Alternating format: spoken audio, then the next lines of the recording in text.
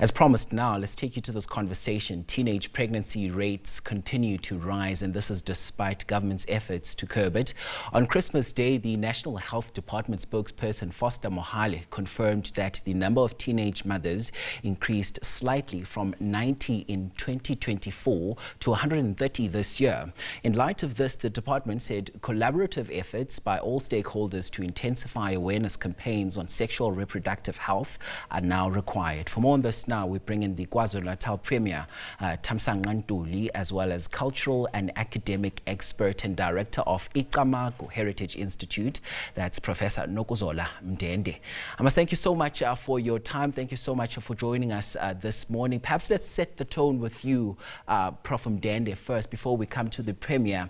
You know, Prof, this is not a new problem, and it sparks outrage every time we have this conversation. And in light of these numbers, teenage pregnancies, we are not only forced to just think about it and talk about it at this moment, but we ought to take a seat back and reflect and ask ourselves, where did we go wrong?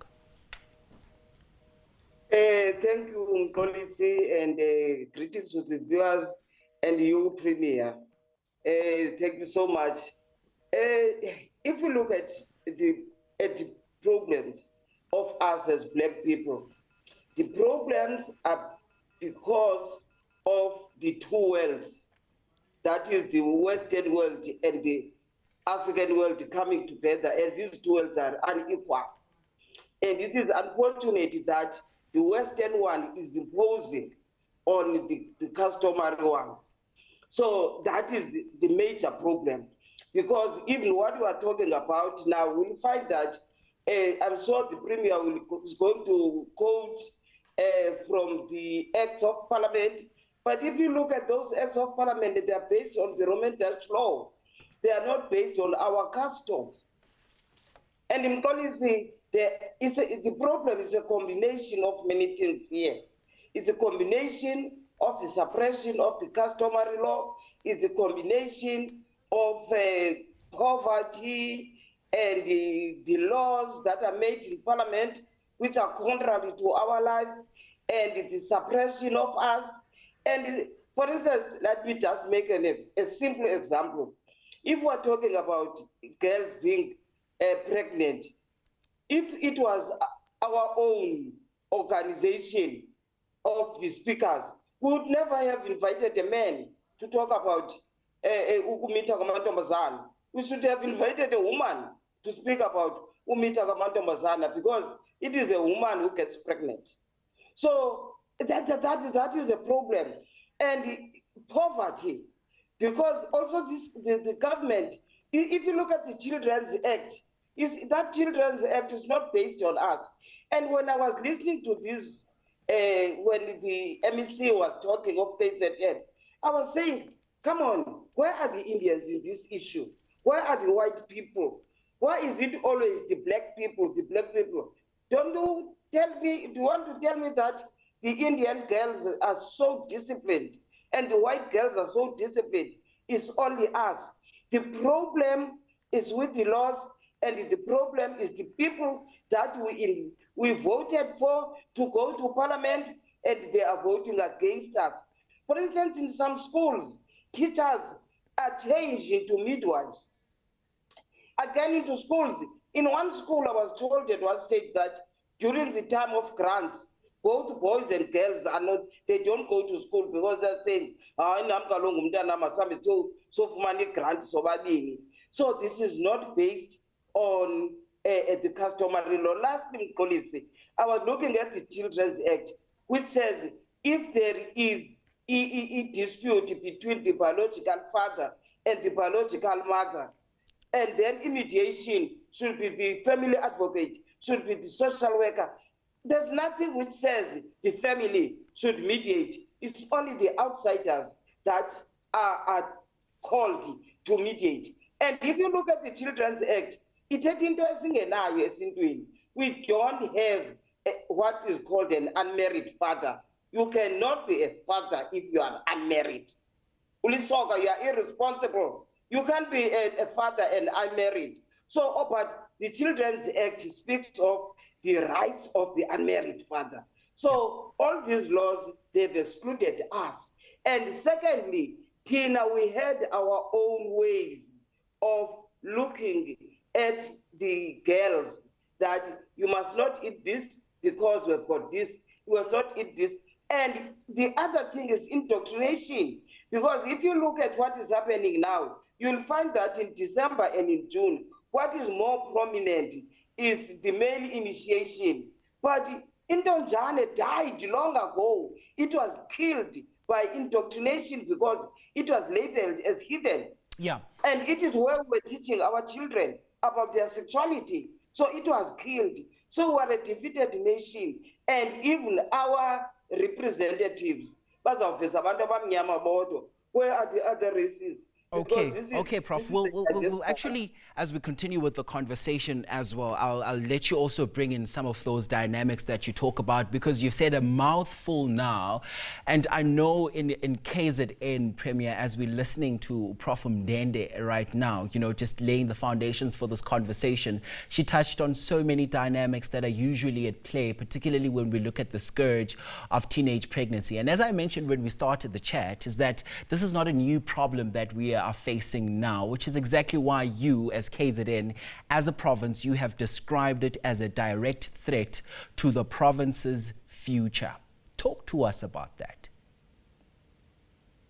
Well, thank you very much, and good morning, Vezi, and to Prof. Nokuzola, and thank you for having me. In particular on this very unfortunate occurrence that is taking place in our country and also in our province. You see, when young girls at the age of 14 or 15 get pregnant, that threatens the future of that girl. Many drops school. Even those who will continue, they will continue being disturbed by the fact that they are also now mothers. They have to raise those children. And when you look around the circumstances of the families, you'll find that families are quite very poor, most of them, wherein girls are quite vulnerable. That's an unfortunate part. Hence, the future in any event of that girl child who has been made pregnant will be disturbed. Then it threatens the future of even the province at large, because when we have more youth being in fact disturbed to continue with their normal education, then the future of that province will be really threatened. It's quite unfortunate because as government, we have launched a strategy, we have reached out to schools, to communities, working with even the traditional leaders, the spiritual leaders, including the business sector, the civil society. All of us in KZN are now working together to try and say, how can we cause a conversation or rather a dialogue in the society wherein the raising of a girl child and the raising of a boy child will not, in fact, point to a direction that is causing this kind of the crisis we are saying we're faced with. Visiting hospitals during the 25th of December to celebrate those newborns because it's a Christmas day. Yeah. It is met, unfortunately, with the sad realization when you see a 16-year-old girl having a born child. Okay, and Premier, I'm going to want us to get into the multi-sectoral approach that you have, brought about as the province. But I just need to take it to the phone lines because we asked our viewers to also engage with us on this very important matter we're talking about. Let's take it to Lorian, who joins us now from Cape Town. Good morning, Lorian. What are your views this morning? Hi, good morning. I just want to ask the Premier, is there nothing they can do for our young girls in our community? Because it's drugs and alcohol that's taking over now. The children stays out late. Yeah, so the line has dropped there, but in just we get what Lorian is saying, particularly when we look at the efforts to try curb the scourge of teenage pregnancy. I know, Premier, that you have adapted a multi-sectoral strategy that is aimed at, tackling the root causes of teenage pregnancy. Lorian also brought about, talks there about drugs and other things which are directly or indirectly also can be linked to teenage pregnancy, which is the problem that we're talking about today. Let's talk about this multi-sectoral strategy and what really brought this strategy about, and is it really working? Because it's one thing for us to be talking about all these grand plans, and it's another to have them work. Well, as our wish, which I think we are realizing it, is to have everyone involved, is to have all sectors working together, including even the NGOs, not to work in silos. We must work together because the problem is there. We cannot say because some of the strategies could not work, then we must sit and do nothing. We must do something. Hence, I've said in our multi-sectoral approach, we have agreed that the first point of entry is awareness, is dialogue, wherein every parent will be aware of the problem and every parent will be invited to play a role in raising a girl child, or rather in raising a boy child, because that is where things begins. Like the caller was mentioning also the issue of alcohol, was also mentioning the issue of the drugs. The KZN government were fighting this problem quite aggressively, working with the police. When you look at the number of the arrests for those who are selling grass or drug dealers, you'll see that they were being aggressive, but that is not enough. We need the entire society to stand together with all sectors to say, in addressing this, there is something which is missing. There is a piece which is missing in the puzzle. For an example, we see some girls attending the reed dance, they're doing the virginity testing, which discourages early being active in sexual activities. Hence, in some of the families, they are unable to access such services. But it's important then that there should be a way of playing a role, like even in the church. For those who go to the church, there should be a role played by the church, there should be the role played by the traditional leaders, there should be a role played by civil society, NGOs, and all of us as government reaching out to girls who are at school and even those who are not at school. That is why we even have a program to ensure that those who drop out from school, they must go back to school so that their focus will be education other than these activities. Yeah. We are of the view that if every member of the society will be aware and will agree with us that this is a problem we must all work together to solve, we will be able to solve the problem. Yeah, and I can see you there, Prof. You itching to go. I'll give you a shot just now. I just need to take it back to the lines because the lines have gone crazy since we've opened them about this conversation. Let's bring in Paulina from Soweto. Paulina, good morning to you. What are your views on this matter? Thank you for putting me through. We've got a huge problem regarding the society, especially with our teens. But all I can say, I start from charity begins at home. Yeah. Number one, we were told that, sexual, having sex, it's only something that is for that we don't know. It's a myth. We don't discuss this with our children. At schools, we don't discuss it. And when we grow our children, we focus only one-sided. The problem is when we focus one-sided, we don't involve both of them, growing them, showing them the side, the responsibilities and whatever. When it comes to pregnancy, we forget altogether that the children are supposed to be told how to have a family, how come does the family come through that we are 1, 2, 3 and the responsibility is thereof? So at schools we don't teach that. Boys are separated in all aspects of growing, of being taking responsibility. We leave the boy child behind. I also blame the what do they call this? Where you go for what do they call this? Where children go for this ritual, African initiative that you go for circumcision. Initiation, yeah. Yes.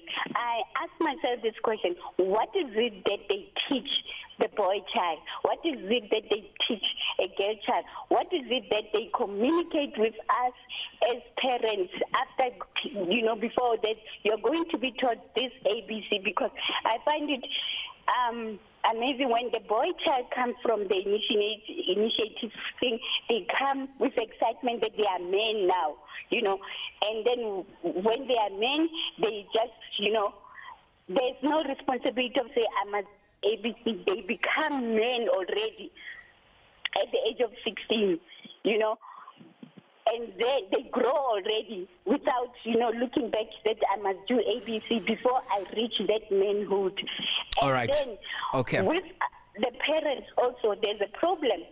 A parent is able to have a tavern or to be an alcohol consumer, or both parents. They get involved in liquor. I bring the liquor also. And then when they talk, when they do all these things, they go with the little children at the tavern. Okay, and I think we get your point there. I must thank you so much, Pauline, for that call. And I think now, Premier, I know Prof. Nokuzola has just dropped the line. We'll endeavor to get her back on so she can also continue with us in this conversation. The sense on the ground now, Premier, is that, so much really needs to be done, especially when we look at the efforts. You spoke about the multi-sectoral strategy that you've adapted, and I know too that there was also another layer of about 6 key pillars that were used to guide the implementation of that particular multi-sectoral strategy. And it also feeds into some of the pointers that our dear viewers have also raised with us at this moment, talking about the societal ills that we are faced with right now. We're talking alcohol abuse in families, as well as toxic masculinity that comes in the form of, some of those stereotypes that are fed into the boys coming of age. They come back from imigidi and all of that, and some of the messages that need to be driven home at this point in time. Yes, I think it's a mixture of factors, and numerous factors are actually involved here. The issue of poverty is also a factor. The issue of alcohol and drug abuse is also a factor. And the issue of negligence is also a serious factor here, because you ask yourself as to who are the parents of those girls who will get pregnant at the youngest ages as 14 or 15, 16, and they having a role to ensure that they know who plays with their children, who are the friends of their children. They sit down and explain to them what happens when you get active sexually, and even to point to a direction as to what is it then that you can do if you feel that they are failing to protect yourself, like approaching the health services so that you will not get pregnant at the earliest child. Especially on us as the Africans, we are shy to talk about these subjects, of which we are the one who are the most vulnerable. Hence, it's important that we now need to be aggressive in this collaboration to encourage parents, to encourage this entire society, to encourage all the leaders to stand together when we have this kind of the dialogue. And while the law enforcers They are dealing with the issue of the drugs. They are dealing with the issue of the illegal alcohol outlets that are selling liquor even to those who are underage. But ourselves as the entire society, we need to be seen working together, doing something. And thank you for this interview, because it's part of our strategy that through media, we need to make this important call that the problem is here, and it's important that we realize and acknowledge that, and we prevent it before it happens in your child. But at the same time, the programs of raising a boy child, they're also quite very important. I know that in our province, we have a program of Amajita through the Department of Health, wherein we try to create a conversation and understanding even amongst the young boys, because it's also important for them to know that when they become sexually active, what will be the outcome of such.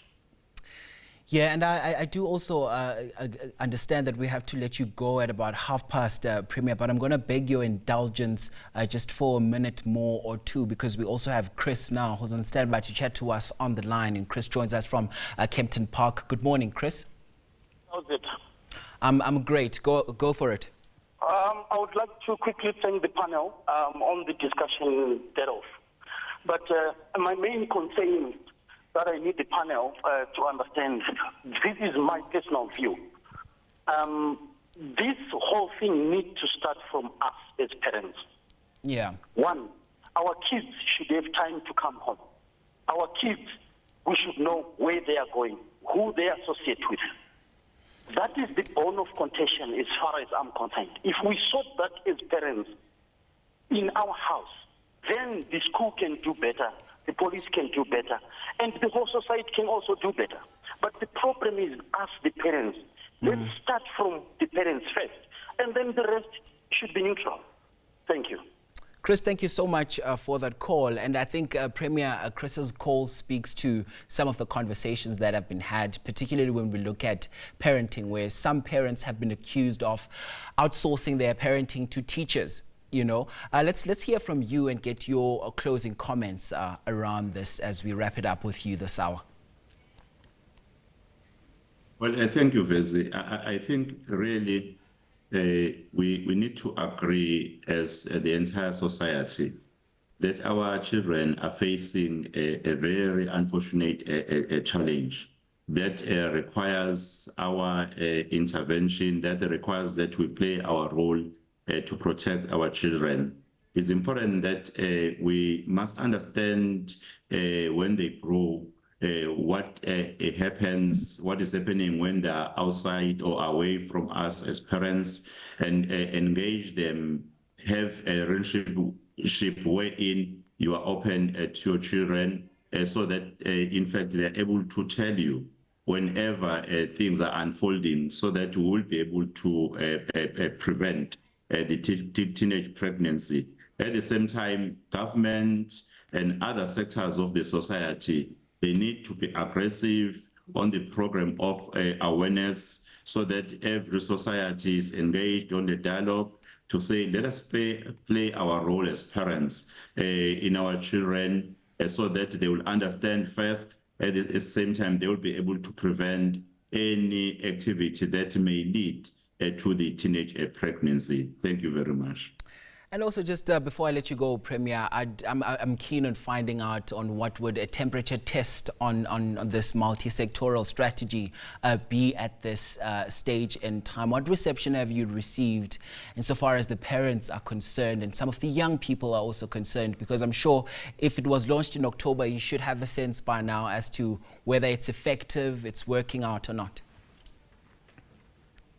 It was received quite positively. Firstly, by the sectors that are involved. We agreed, because it's a strategy which is derived from the consultation with the sectors that are involved. We are in agreement that this is the way to go. Number two, on the ground, there's never been an issue reported wherein when parents are approached, or when girls are approached or boys are approached, there is a resistance. It seems to be something which is acceptable by all layers of our society. However, the numbers are the ones that will be a barometer that we'll need to use going forward to say, are we effective or not?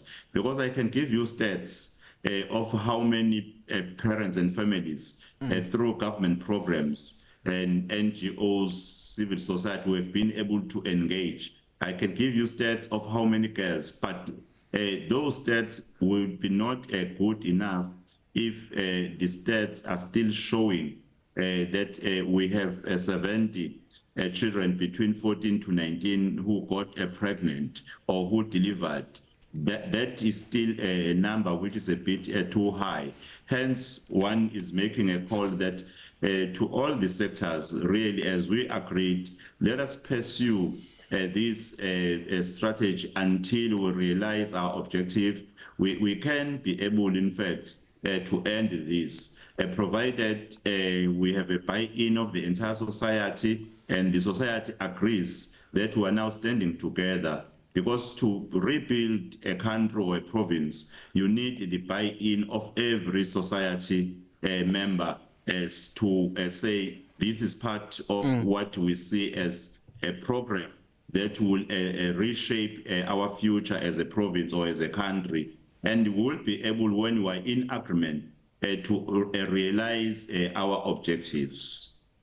All right, I guess, and the saying is that the proof is in the pudding. I must thank you so much for your time and insights. That's Premier Thami Ntuli, who's Premier for KwaZulu-Natal, joining us there to chat to us on that multi-sectoral strategy that was aimed at tackling the root causes of teenage pregnancy. And Prof. Mndende, I know that you're back on now, but joining us on the line, on the phone lines. So many insights have come through in the form of some of our callers in the past 2 minutes or so. Just to bring you up to speed though, you know, one call, I think it was Pauline, who actually said that much more focus also needs to be placed on the boy child, because the reality is that these young girls are not having sex by themselves, right? And so many conversations need to be had around this, particularly when we also zone into households where sex talk is taboo.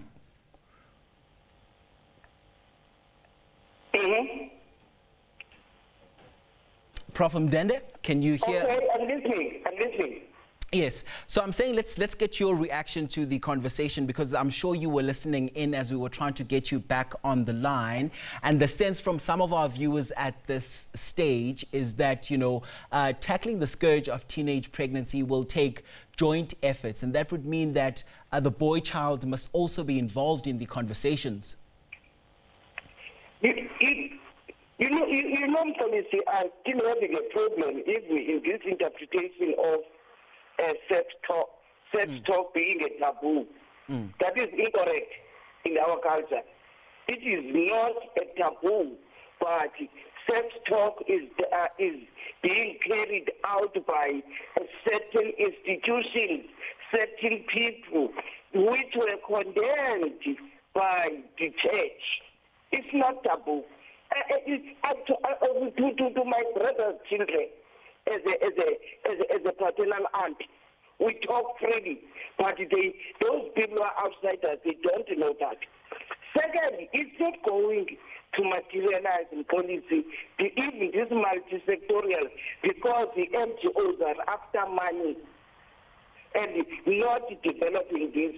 And we'll find that those NGOs are the people who are coming from outside our culture and imposing what to do and how to do it.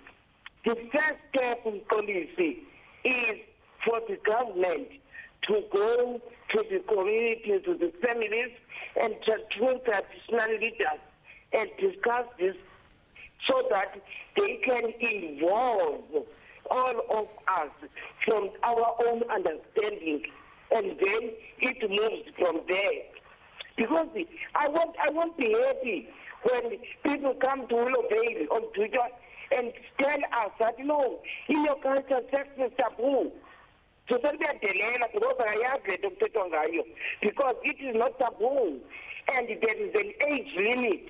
Because this sex education that is done at schools is also contrary to our own morals, to our own teachings.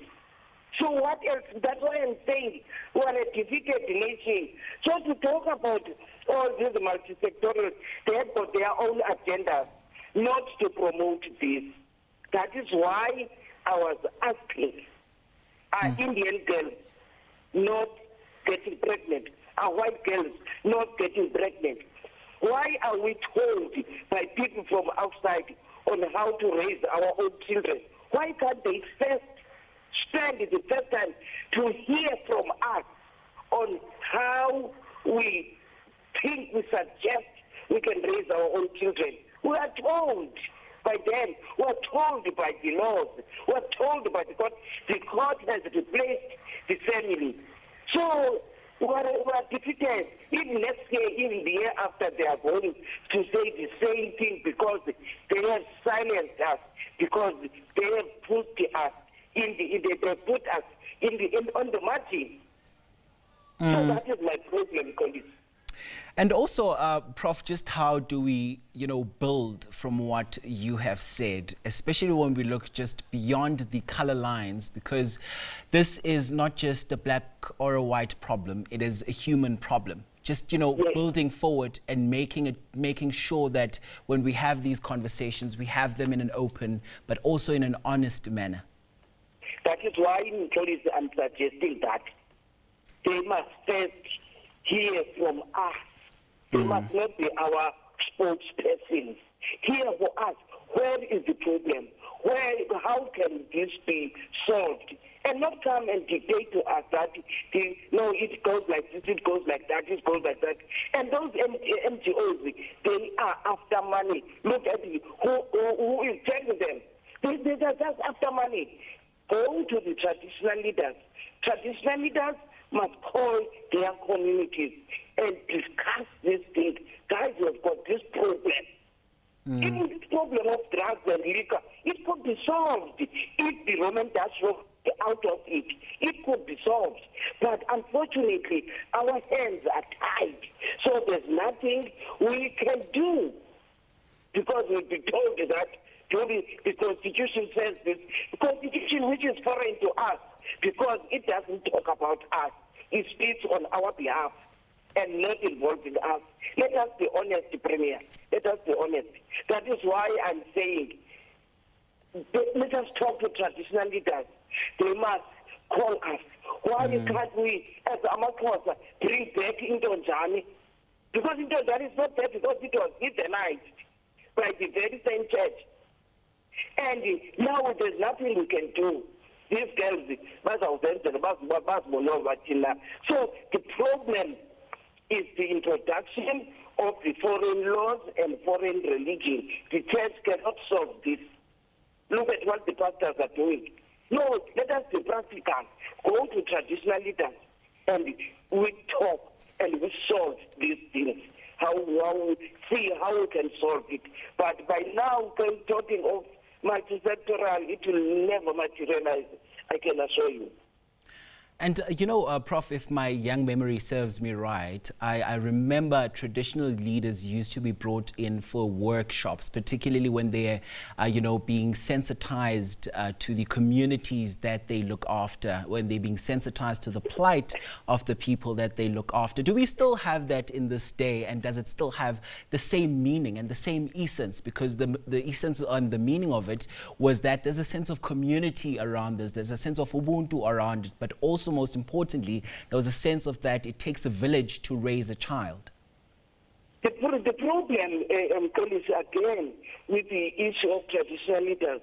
I once heard Minister Kubai talking about the workshops that are going to be held on teaching the traditional awareness and traditional leaders and so on.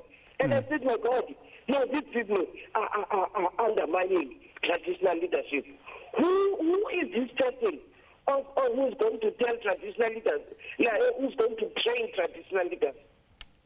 Because you'll find that these traditional leaders are trained by the so-called lawyers who are trained from the Roman Dutch law. Why can't we go back to traditional leaders and their communities and discuss these things, and not for the parliament to think that the people whom we voted for, the people whom are not, say, having some of them, any traditional leadership position in their communities, who are they to think that they can train traditional leaders? And that worries me. That worries me. Yeah. Because that means traditional leadership should transform and be what the Roman Dutch law wants. Yeah. And how do we shape and shift all of those beliefs, that have proved to be toxic to our communities in this day and age, to make sure that they are fit for purpose, Prof? Because the reality is children are having sex. So we need to navigate this complex maze as a collective. Until the people whom we elected to parliament are honest. Because we ask some of them, guys, why do you talk about this? Then they said, well, it's democracy. They know the truth. But when they are there, they are being swallowed. When I parliament, they are being swallowed by the Roman Dutch law. Let them be honest.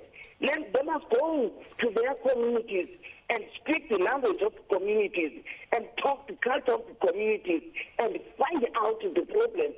They cannot go there and dictate, because they must find out, because we have sent them there to represent us. But we find that now they become the bourgeois and they don't want to be amongst us. That is why I'm saying, even in Zulu, I don't think there is somebody called an unmarried father. You cannot be father and being unmarried. Nomdana angowakho is for your parents, not you. Because you don't know how to bring a child.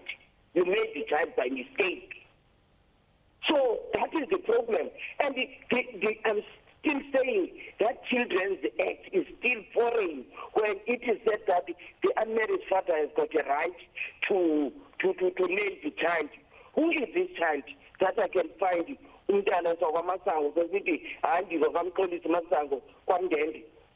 No. It is again disturbing our communities. So I'm saying, let us go back to the traditions and talk about this with traditional leaders and take those people who are outside our culture, our own situation, and find out our own solution. All right, Prof, I must thank you so much for your time and insights right here on the program. That is Professor Nokuzola Mndende, who is a cultural and academic expert and director of Icamagu Heritage Institute, joining us there. And we also had the Premier of KwaZulu-Natal Tami Ntuli there to help us navigate this conversation of teenage pregnancy in the country. Thank you so much indeed for your time and insights on the agenda. Here's a quick break. We're back with you straight after this. Stay with us.